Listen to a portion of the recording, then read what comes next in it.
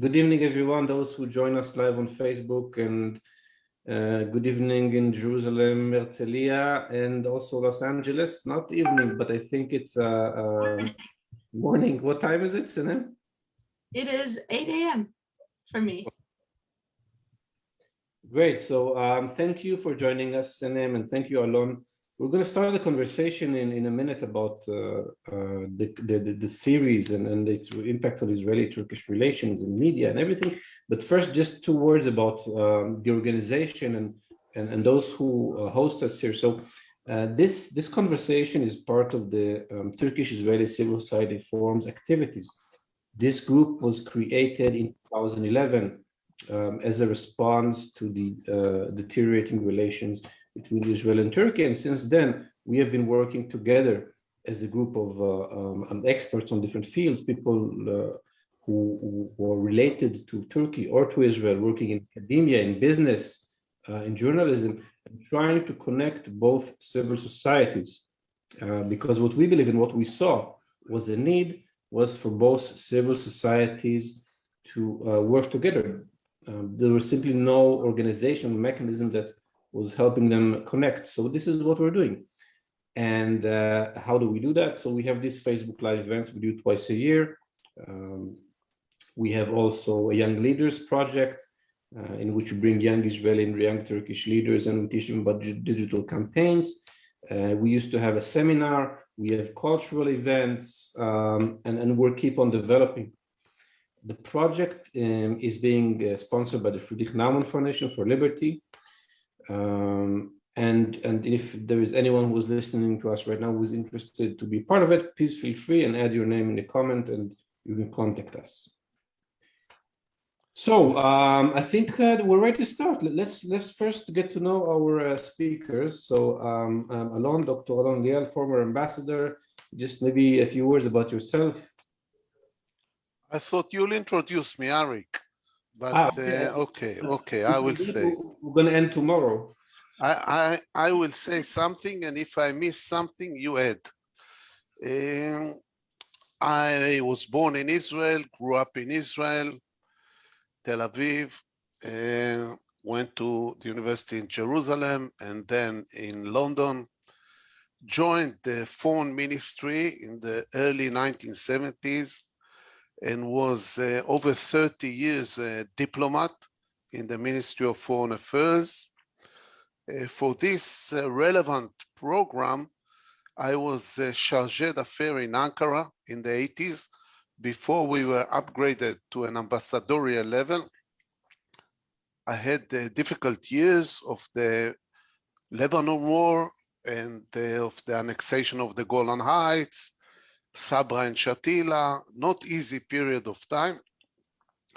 Came back, did my PhD on Turkey, and headed the Turkish desk in the ministry. And then went to more posts abroad in the United States, in South Africa. But always when I came back to the ministry in different positions, I was very much involved in the Turkish-Israeli relations, wrote several books about Turkish-Israeli relations, and I think this will be enough as an introduction. Thank you, Alon. Dr. Senem Çevik, please tell us about your background and also your personal connection to Israeli-Turkish relations. Thank you, Arik, for the introductions, and thank you for hosting me on this webinar. It's an honor to be a part of this and meeting all of you. I am a scholar of communications, and my research area is political communications, and I work in, I research specifically Turkey's public diplomacy and international communications and strategic communications. I am a member of Turkish-Israeli Civil Society Foundation, very happy to be working together with you for the past 6-7 years. This is my second webinar, actually, with you guys. And I'm also a member of the International Dialogue Initiative, a psychologically informed organization that looks at world events from a lens of psychology. and have been working with, in the past 7 years, been working with a UC-based program, the Olive Tree Initiative. We've taken students to Israel and West Bank and Jordan, or Turkey, Armenia, to conflict areas, basically, to teach students about conflict in the areas. And also I've taught at the University of California, Los Angeles and Irvine, different classes, courses on diplomacy, public diplomacy, especially international communications, and courses on Turkey. Currently, and I've been interested in Turkish-Israeli relations since 2010, when the first, one of the biggest crisis moments between the two countries happened with the flotilla and the Davos incident. I conducted a research in 3 Turkish universities, and that was the webinar I did for TICSF. So after that research, I kept on focusing on the relations, and especially people-to-people connections, and the conflict management side of things, and building relations between peoples, because I realized there's really a lack of knowledge, especially in Turkey, when it comes to Israel. And I personally didn't know much about Israel either before I started researching about it, before, I traveled to Israel, for example, a number of times. So the lack of knowledge really creates a gap, and it breeds a lot of conspiracy theories, unfortunately, and anti-Semitism. So my current research, along with the KULÜP, or the club, is on other Turkish TV series and portrayal of Israel, portrayal of Jews in general, and how this reflects on broader issues. Anything? Did I miss out anything? I thought you would mention your own your personal relations with. Yes, exactly. My husband is Turkish, Israeli, and American. So I do have also family connections right now in Israel, in Tel Aviv. Great. Thank you. And I watched this show with my father-in-law.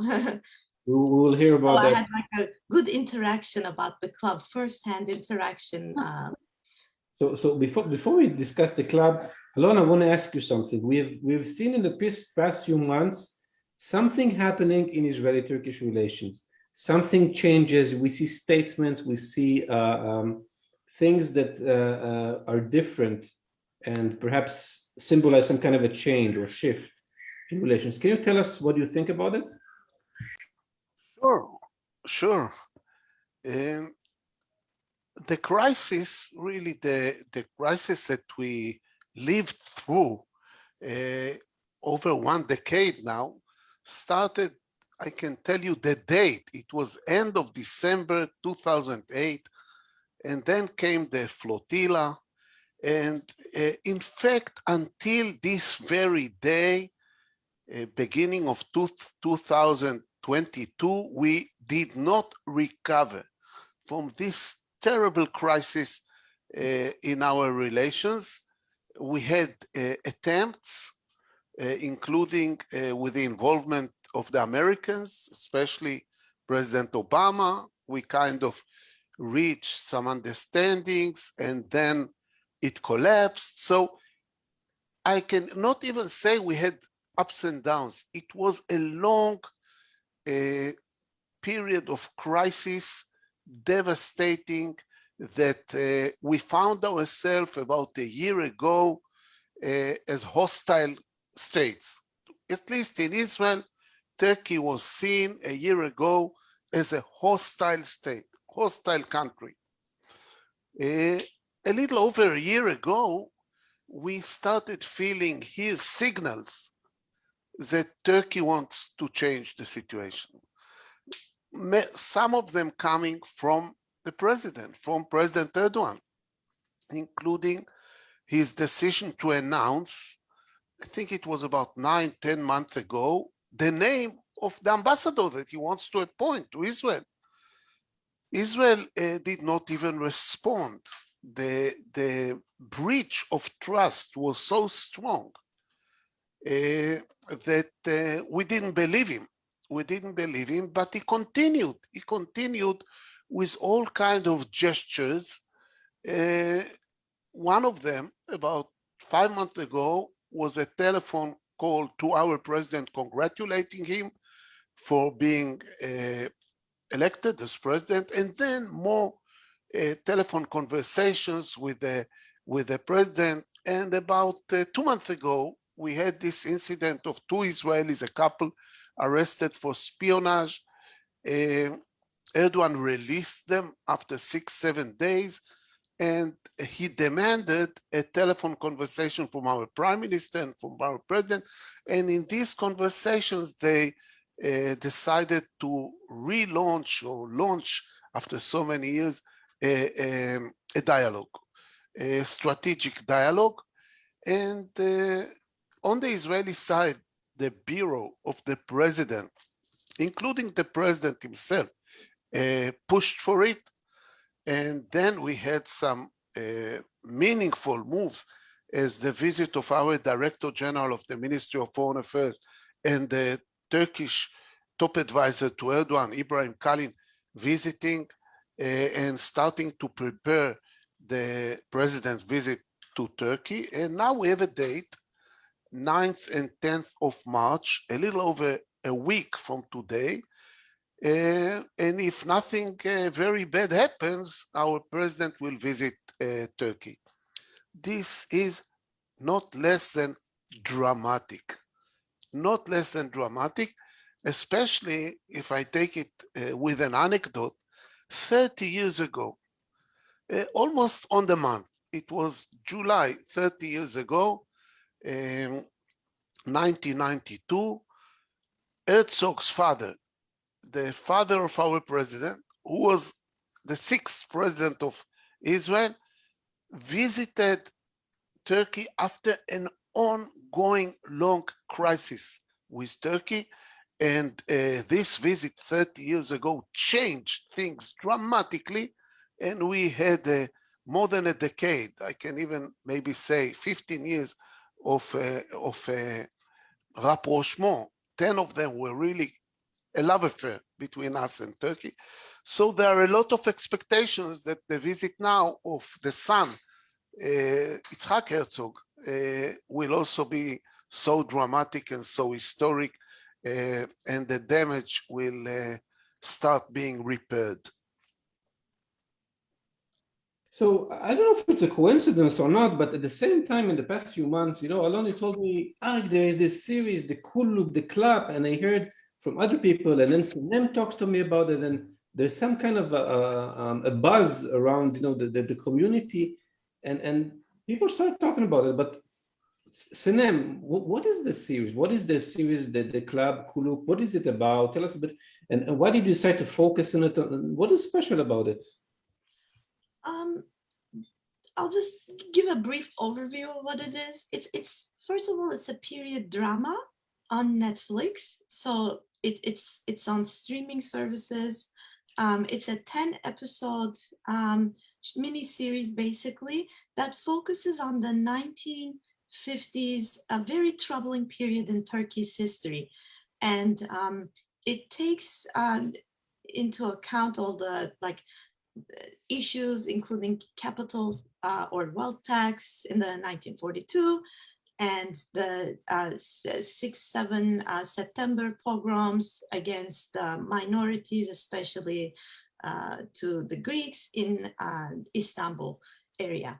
So what was, and it talks about the story of a mother and a daughter, this Turkish Jewish mother and daughter, Matilda and Rachel, and their story of how they are rekindling, they're rebonding their relationship, but also living in these very troubling times after losing all their wealth during the capital tax period. So to me, someone who's researching other period dramas that are aired on the public broadcaster, TRT, this was a big change. There was a fresh air, basically. In the other period dramas that I researched, for example, Diriliş Ertuğrul is another one that's very famous across the world, especially in the Muslim world. This is about a period drama, focuses on the establishment of the Ottoman Empire. And then another one, Payitaht Abdülhamit, is focusing on the end of the Ottoman Empire and has a lot of conspiratorial elements in them. And a recent, like a spy thriller, Teşkilat, all of them are on the public broadcaster. And I'm researching about them. But hearing about the club and hearing the buzz that this show is gonna be aired on Netflix, it really made me curious about how is it going to cover all of this, and that the main protagonists in the show are minorities, and especially two Turkish Jewish women, along with, obviously other characters. But on Turkish TV, we've never had main characters that are non-Muslims. So this was non-Muslim, non-Turkish, non-traditional Turkish characters. So it was very surprising to me. And I got curious, and I reached out to one of my colleagues, and I'm actually conducting this research with Dr. Esra Aydın from Cyprus. She's at the Lefke American University. And just in 2 words, what is the research about, or what are you checking? Yes, the research is about the audience perception of the club, and basically our presumption is that we assume people are watching this show. Now they need to have either a Netflix membership or access to this streaming service, but that this is basically they're interacting or getting to know a community that is unknown for the broader Turkish society, so that we speculate that they will learn from this experience of watching the club. I know that does that answer the question? Definitely. The research is about audience perceptions, basically, on various issues, including the historical issues, their knowledge of the historical issues, their knowledge of the Turkish Jewish community prior to watching the show and after watching the show, their knowledge about Judaism before watching the show and after watching the show, because there are a lot of elements in the show that present Jewish culture, heritage, Turkish Jewish customs. So we wanted to know how much of that really stayed with the audience and how much interest they got to learn about history and to learn about this community after watching the show. This is super interesting, and we'll come back to you in a few minutes. But first, I want to ask Alon. Alon, you speak about a dramatic moment in Israeli-Turkish relations, the visit of Herzog in Turkey, and people, state leaders, they talk probably about issues of state, about trade, about security, about diplomacy, and here Senem talks about a TV series, people watching TV, and perhaps there's some things happening. Is there a connection between the two? I mean, the way people in Turkey think and what they see in the series, and can it have an impact on the relations at all? This is a question that does not relate only to Turkish-Israeli relations. It is a question that we can tackle on the general level of international relations. How important are the people-to-people relations, and can they guarantee that a major diplomatic crisis will not happen, or something like this? If we take the Turkish case study, we had, when I mentioned the word love affair about the years 1992 to 2002, a decade of a love affair. It was really a love affair. I was, in some of the time, Director General of the Ministry of Foreign Affairs. I spoke with my Turkish counterpart 5 times a day. more than I spoke with my wife. It was really a love affair, governmental love affair, and people-to-people love affair. The tourism to Turkey, the Jewish tourism to Turkey was skyrocketing. We had a year or 2 or 3 even in which Turkey was the #1 destination of Israeli tourists abroad. And you remember this terrible earthquake that we had in Istanbul, and Israel was there immediately with its military to save people and raising money here for Turkish people. And you remember the football player Chaim Ravivo and so on. We were in love. We were in love. And we knew each other to a great extent because of the massive tourism. But, and I give here a big but, when the crisis came at the end of December 2008, when we attacked in Gaza, and then the incident in Davos when Erdogan attacked Shimon Peres and criticized us for killing children, and then the Mavi Marmara, the excellent relations between the people faded away and had no impact. It was amazing. The collapse was a total collapse. And why? Because when the politicians started quarreling, the public was dragged after them. And in a matter of 2-3 years, Erdogan became hated in Israel. For Israeli people, Israeli leaders spoke on Turkish betrayal. And something similar happened in Turkey. People started hating Israel for what it did to the Palestinians. So the people-to-people excellent relations were not a shock observer. The collapse was total, to the point that when in the 90s we loved each other, and in the last 14-15 years we started hating each other.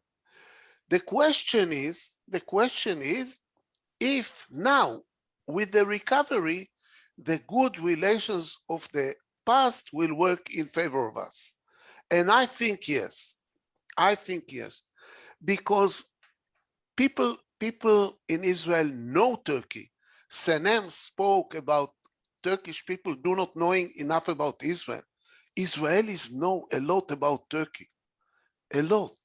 And I think because politics is so dominant, or was so dominant in the relations, we shoved it aside, we shelved it somehow. But I think if the two countries will exchange ambassadors and the politicians will again speak highly about each other, the countries will praise each other, I think it can come back very quickly. But I think the lesson is, maybe it's frustrating for you people like Arik and Senem that devote so much energy in people to people, that when the crisis, the political crisis happens, and by the way, we also had a military crisis, because it was the Mavi Marmara was the first time in which Israeli army clashed Turkish citizens and killed 10-30 Turkish citizens. So when this happened, politics takes over, and we had a very, very difficult, and for people like me, very frustrating period of time. Because after living several years in Turkey and having my children grow up in Turkey, I fell in love with Turkey. And when the crisis happened, it was a torture for people like me that devoted a big part of their lives to enhance the bilateral relations. But you asked the questions, and I gave you the answer to the best of my ability. I will come back to you on one of those questions, because I still want to hear your opinion about specifically TV series. But first, I want to ask Senem, because Senem, you also teach about public diplomacy, and you're a researcher of communications. can you tell us, it doesn't have to be, first of all, perhaps as a general theory or from other case studies, you know, the effect on media, of people watching TV series or watching videos, and the way they can perceive not just people, but people that perhaps they used to have negative stereotypes of them before. Can it change? Does research support that? Is there anything that we can learn from it? Thank you for this excellent question, Arik. I think at this point, and I just want to say, listening to Ambassador Liel's answer to the last question, I grew up in the 1990s Turkey. So I do remember that love affair he is talking about. For me, my perception, and I was thinking about my perception of Israel growing up, you know, my perception came from the media. Obviously, how Israel was described, depicted, and portrayed in the media.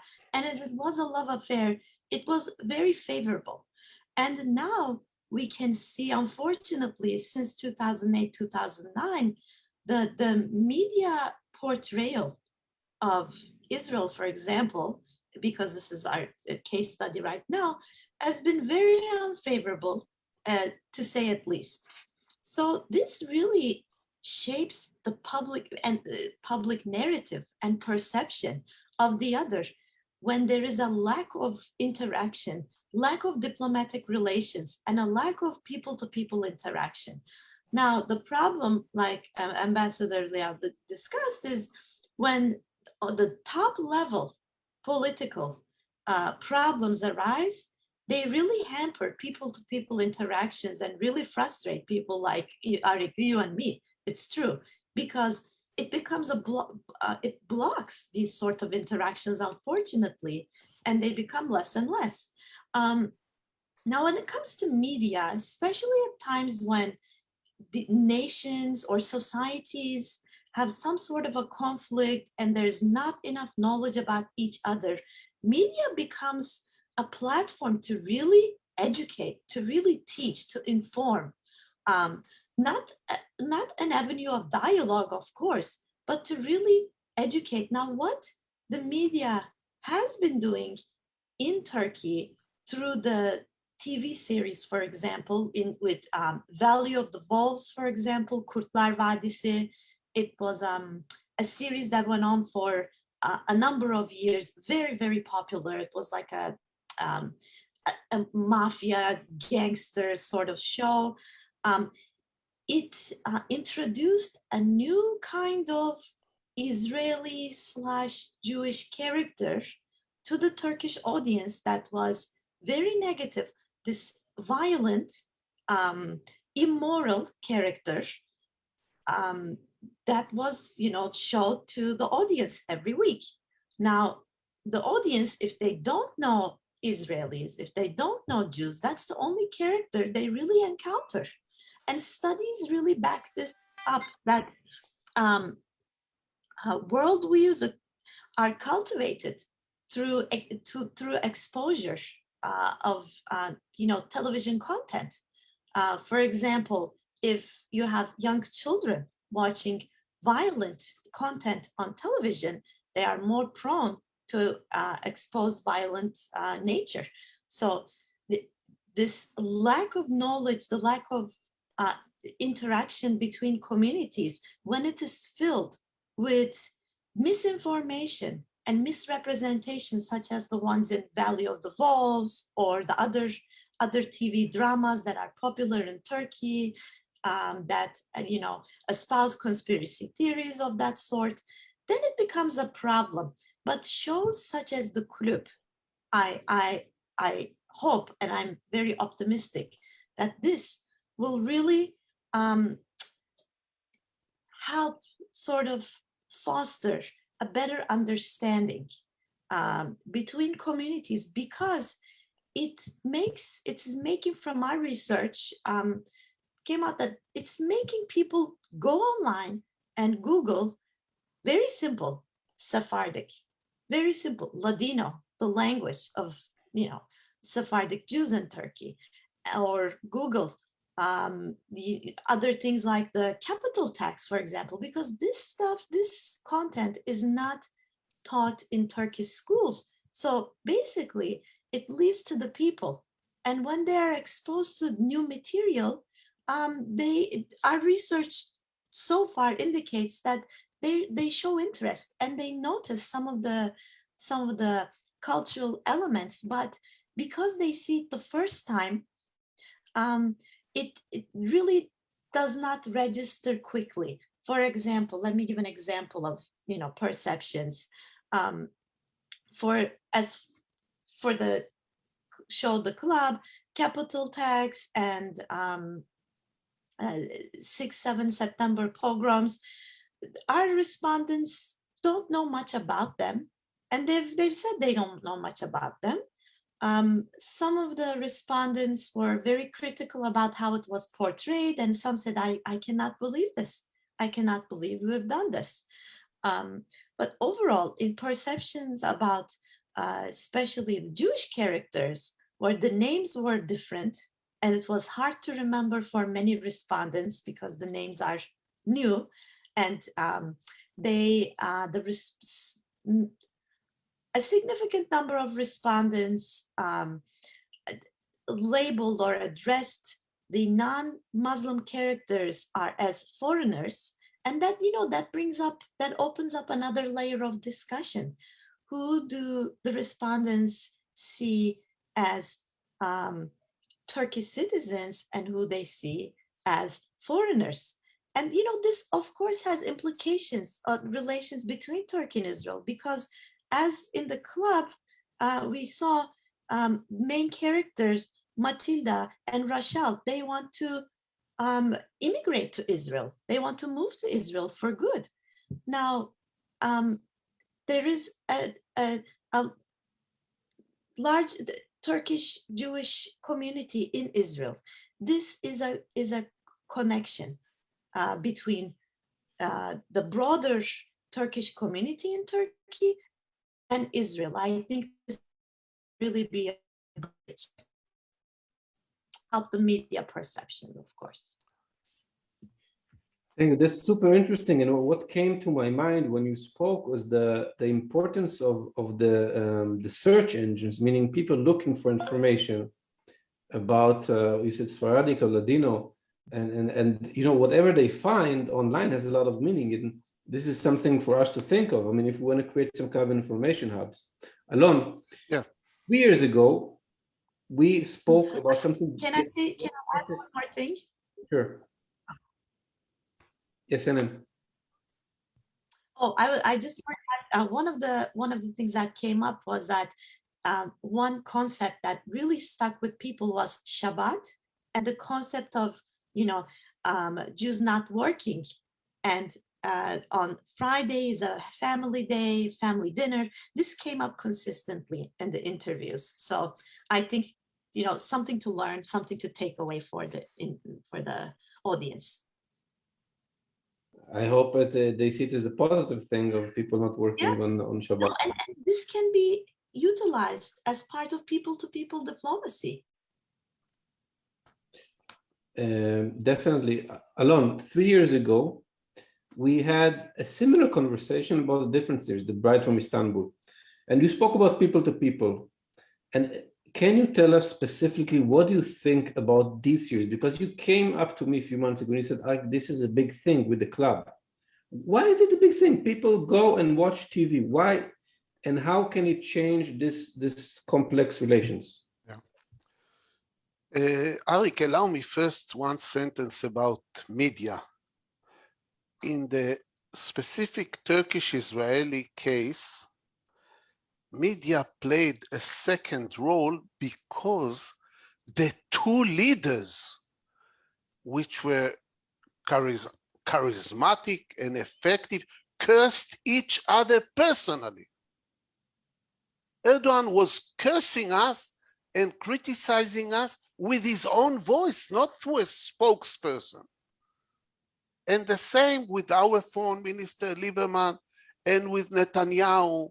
So when you have these leaders attacking each other directly, personally, emotionally, the media follows. The media follows. And we hardly had in the last 12, 13 years, anyone in the media saying a good word about Erdogan. Anyone. And even in the public, political and so on, there was no debate if Erdogan is a good guy or a bad guy. He was a bad guy. There was no difference between left and right. Maybe a little bit between Jews and Arabs. The Arab population in Israel saw, the Muslim population in Israel saw him differently than the Jewish population. But inside the Jewish population, he was simply hated. Now I want to speak about TV a little bit. You mentioned the Istanbul Bride, which the Israelis call Akalam Istanbul. And like many people in Israel, I think it had 360 something chapters. What do you say, Arik? I saw all of them. I saw all of them with my wife, with all of them. And thousands, I think tens of thousands of Israelis saw all of them and fell in love with the series, fell in love with the actors. You remember they were here. Mm-hmm. They filled up stadiums. But there is again a big but. It was an apolitical series. Nothing about politics. Nothing. I'm a very political. So I thought maybe we'll see once a picture of Ataturk was there in the offices, but something mentioning about Erdogan, about Turkish politics, nothing.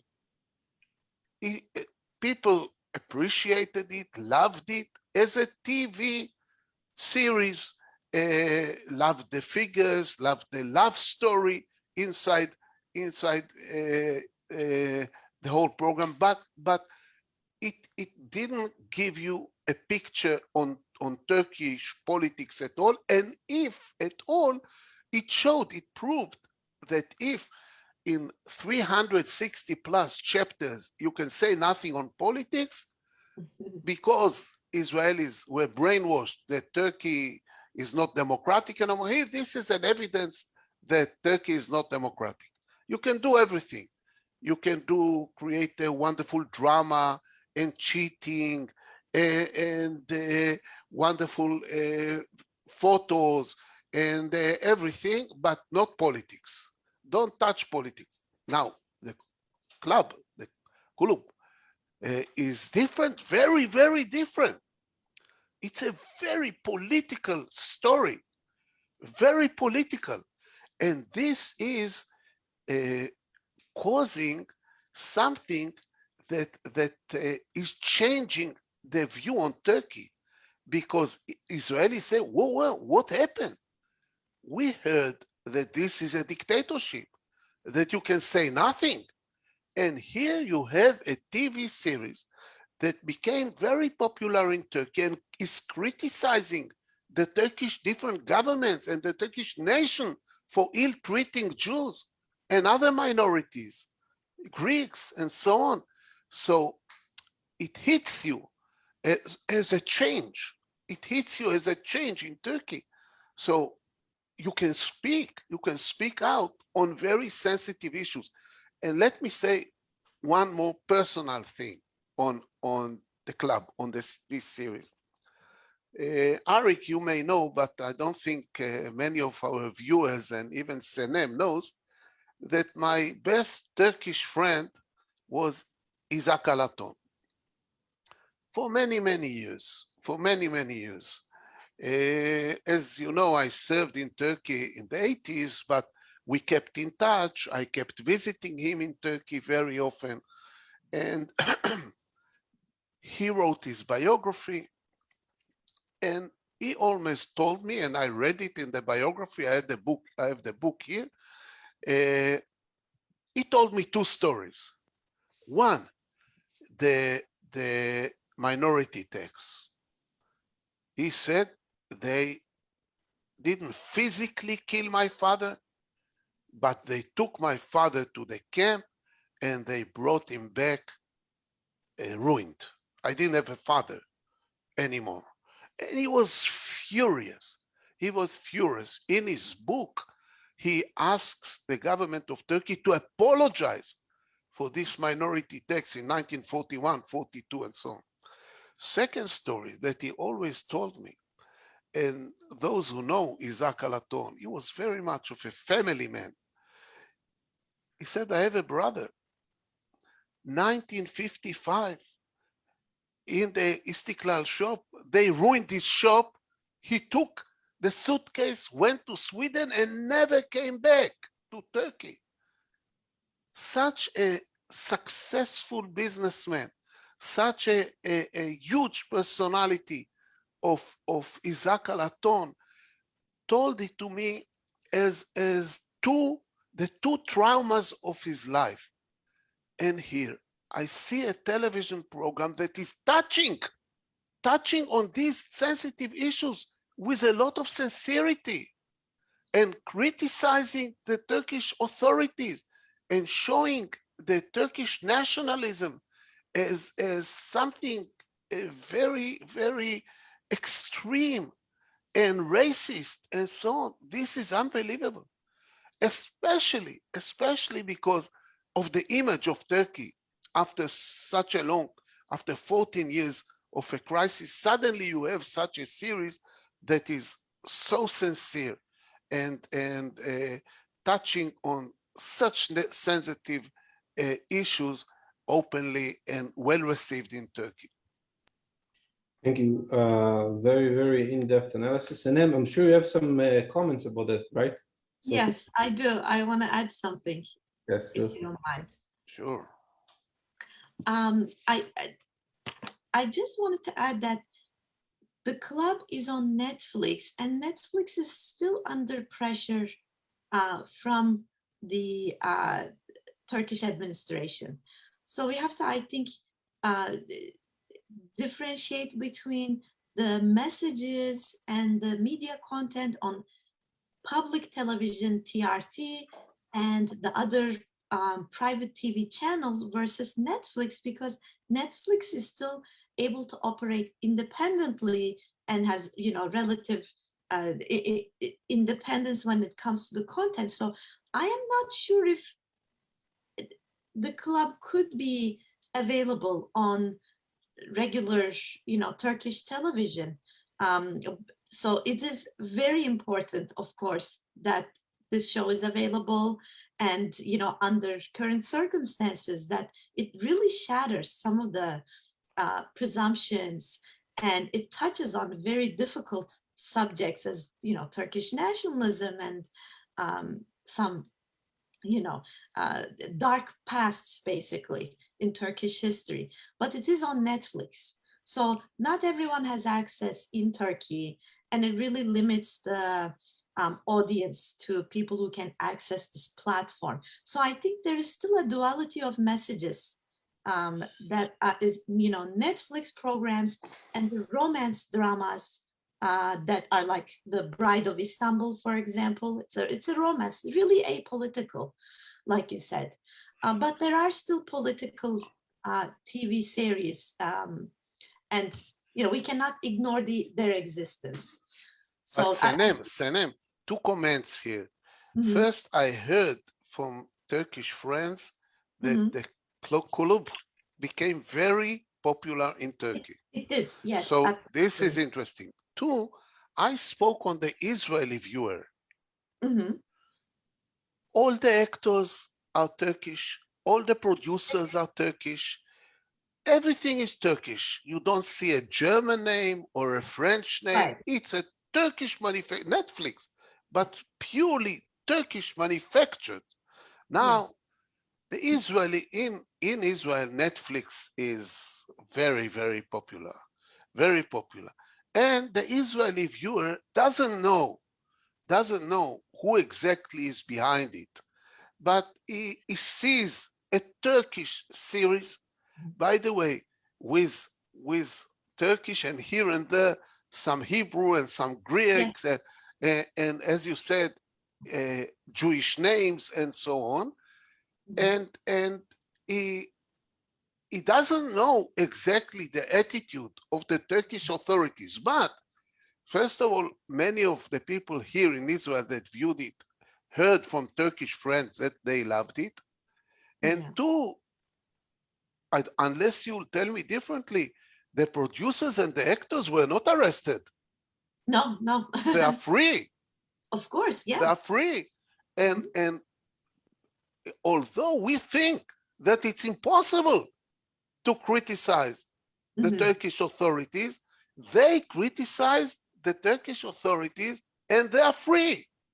And they're free. For the Israeli viewer who really was taught, was explained that Turkey lost its democracy, it's a very positive event that you can see the Jewish community shown in a very objective manner in a TV series on topics that we were not allowed to speak about. I want to say something interesting here, very short.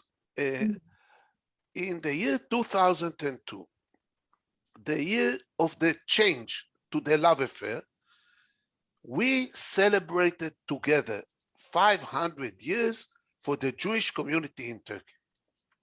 The Turkish government came to us, by the way, during the president's visit, Chaim Herzog, and said, let's celebrate together. Here you have 500 years of Jews that we saved from the Spanish expulsion, and look, they flourish, they are in business and everything, and we together for a year celebrated the 500 years. Now, I was in Atlanta, and the Turkish Consul General in Atlanta went with me from one synagogue to another to say how wonderful Turkish behaved to the Jewish community and so on. We knew about the minority tax, and we knew about the 1955. But the argument was, look how Europe treated the Jews, look how Germany treated, and Turkey saved them and so on. We were hiding, because of the good relations with Turkey, we were hiding these facts. And I remember once when we had a big event in Israel, and a professor, a lady, spoke about the minority tax, and there were many Jews, they booed. They said, look, in relative terms, Turkey was wonderful to us. And so here, although we agreed to silence it, Turkey comes and gives us the blessing to speak about it, and give the Jewish community a blessing or an opportunity to speak out about their pain, their family suffering and financial suffering and so on. By the way, one day it can come that Turkey will apologize for it, one day.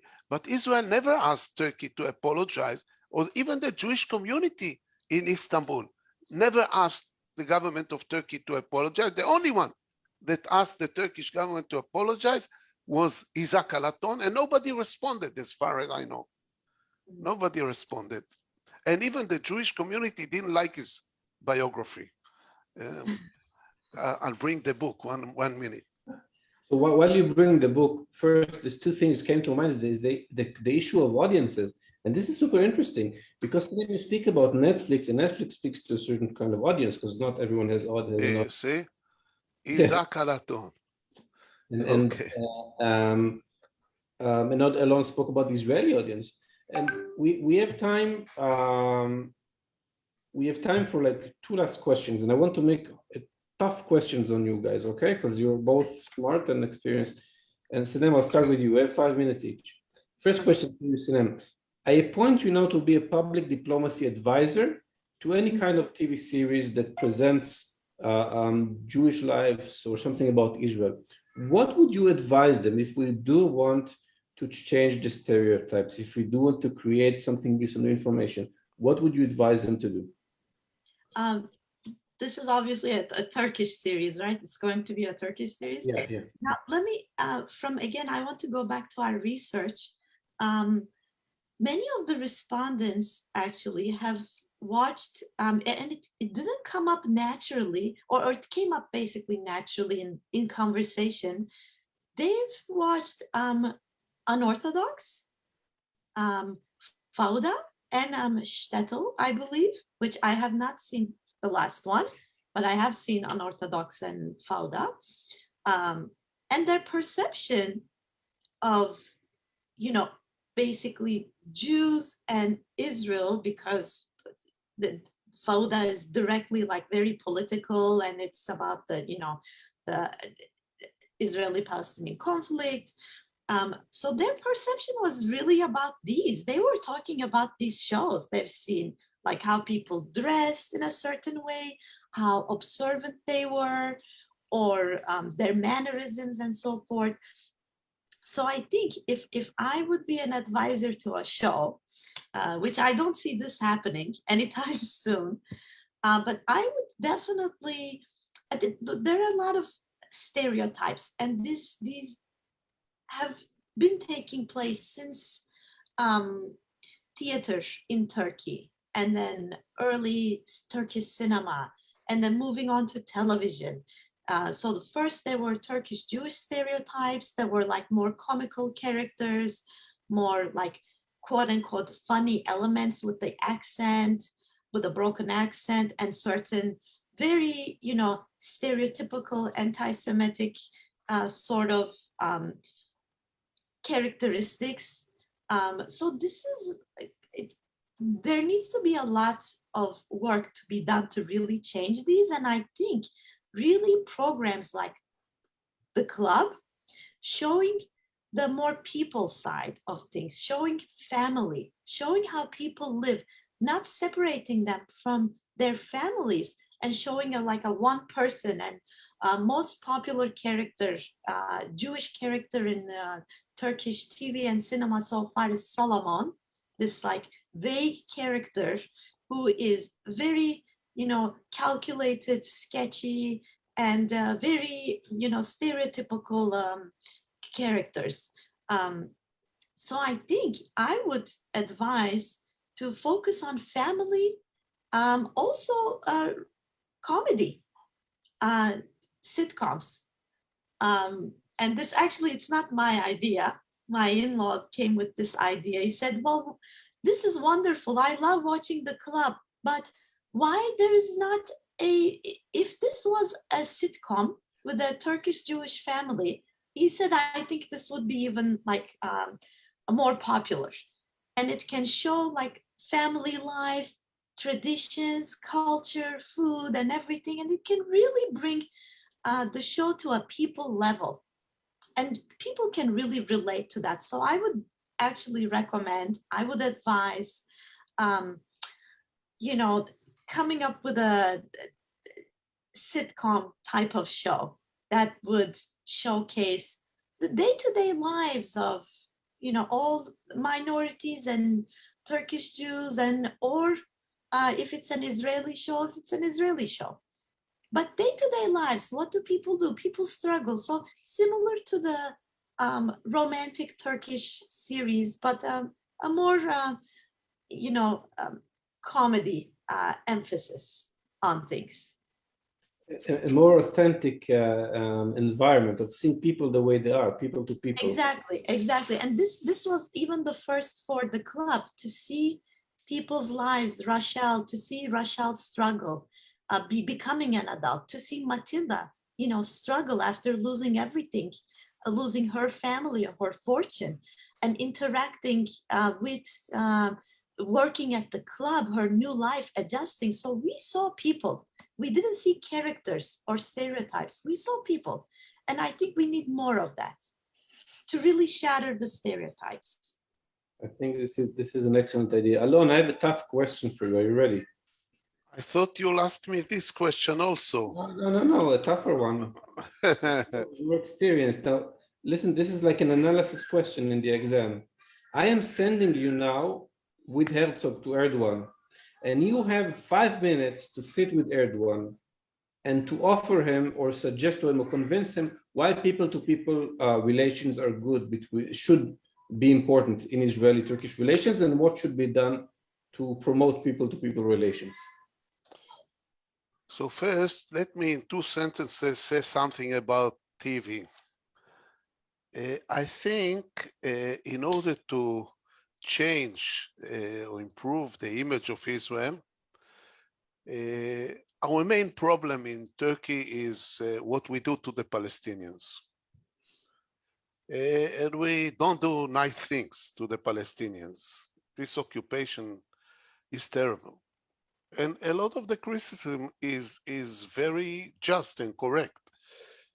But something the Turkish public doesn't know is the Jewish-Arab relations inside Israel with the Arab Israelis. And for instance, that a third of the Israeli football team is Muslim, and they don't have to sing the national anthem. And about 1/3 of the Israeli medical teams, doctors, nurses, are Muslims, and it's growing all the time. I don't think the Turkish public knows a lot about it, although 95% of the Israeli tourism to Turkey is Muslim. So we have to stress the fact that we have 25% of the population non-Jews, and the way we coexist with them and so on. Look, if you give me 5 minutes, Erdogan, Herzog, I can tell you so many things that they can discuss, not on people to people. So many important things, especially now with what's going on with Russia and Ukraine. This Russia and Ukraine situation is making our relations with Turkey much more important. We might soon lose Russia.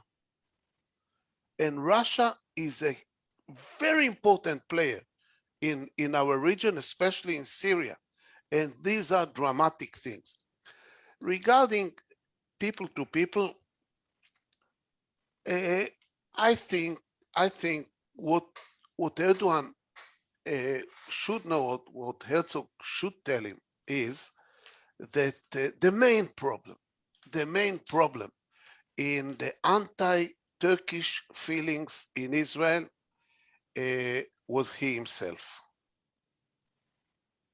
He is emotional and very direct and sometimes rough criticism of Israel.